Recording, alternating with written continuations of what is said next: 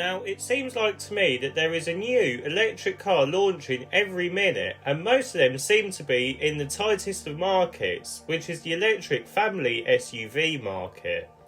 There are so many options that you can choose from, and it gets difficult to know which one would suit you the most. Well, I might be able to help. You see, most people like the Kia Sportage, but wish it could be electric. Well, this is the answer to that question.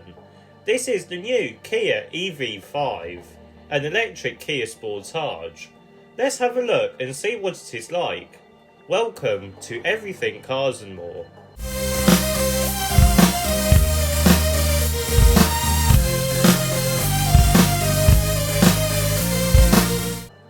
Now, the design of the new Kia EV5 is similar to all the other electric Kia SUVs.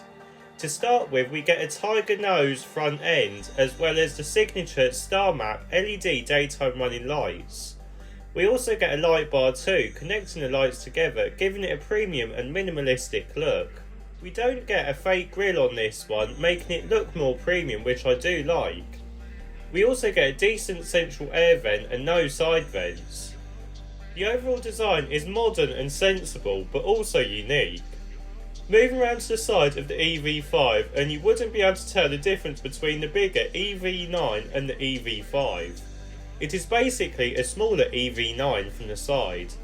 We get the same kickback rear window and floating roof, which is nice. It is almost as unique as the Hofmeister kink on BMWs. We also get some flush door handles and some edgy door mirrors too. We also get some gloss black wheel arches and seals too, and finally some unique wheel options. Moving around to the back of the EV5, and it may look a bit odd at first because of the tail light positioning, as they are quite low down, but it does look very similar to the upcoming Kia K4. These also have the star map signature in them too, and sort of the light bar. It is very minimalistic and the bumper is simple and unique. It does look quite sporty, just like the next generation Kia Sportage might look, and it suits this car quite well.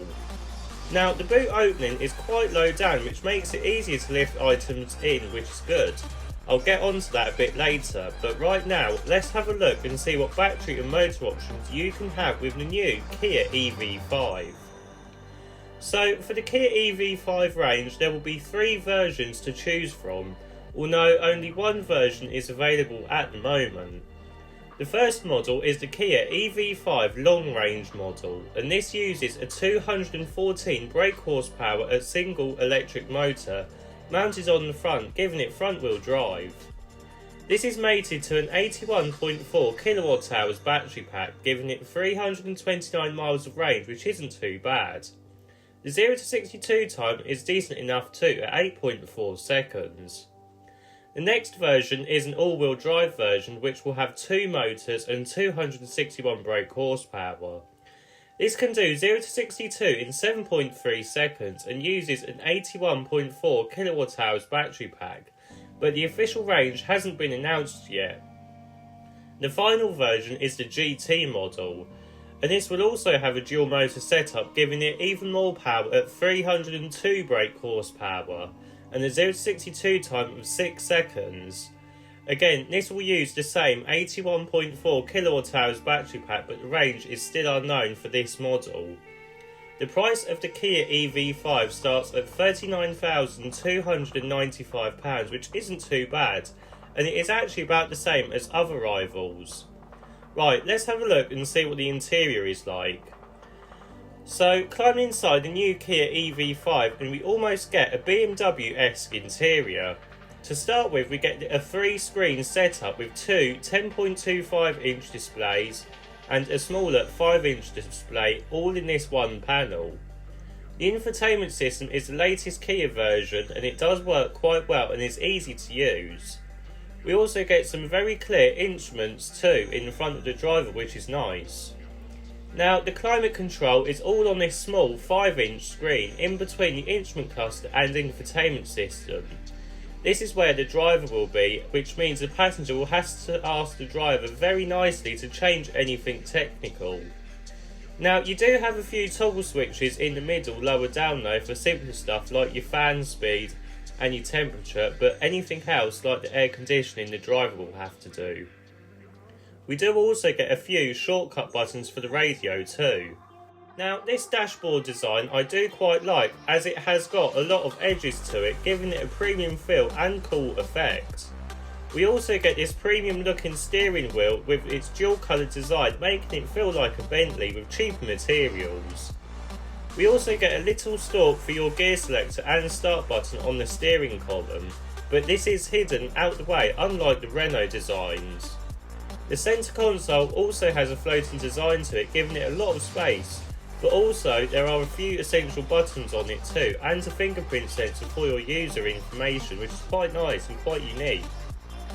Finally, the seats are premium feeling and comfortable on a decent journey, but I would have liked some better thigh support. Let's hope the GT model has that. Right, let's have a look and see what the rear seats are like.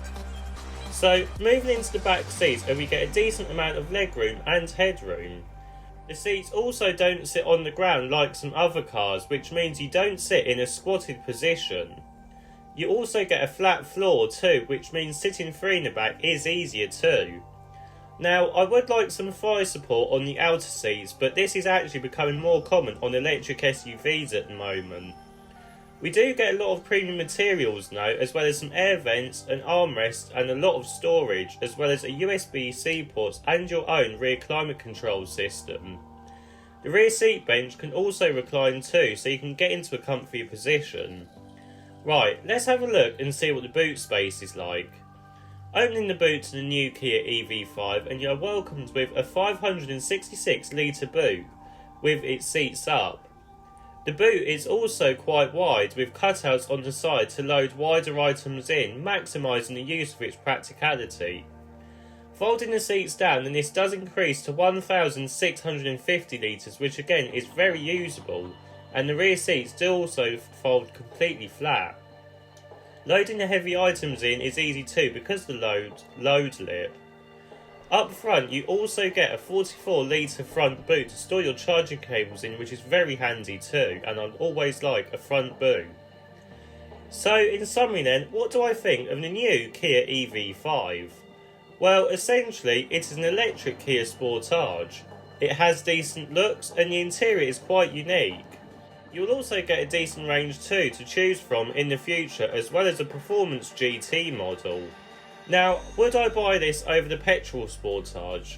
Well, that is a tough question, as both are very good cars.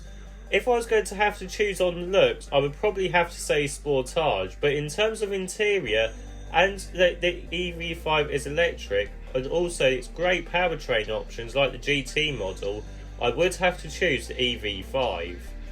Now, I do think it will take time for people to get used to the new Kia design with its blanked off front end on its electric cars.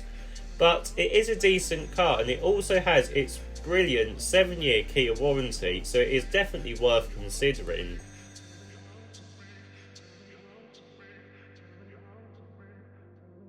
So, what do you think of this car then? Leave a comment below, and whilst you're at it, don't forget to give a like and subscribe to Everything Cars and More. I'll see you in the next video.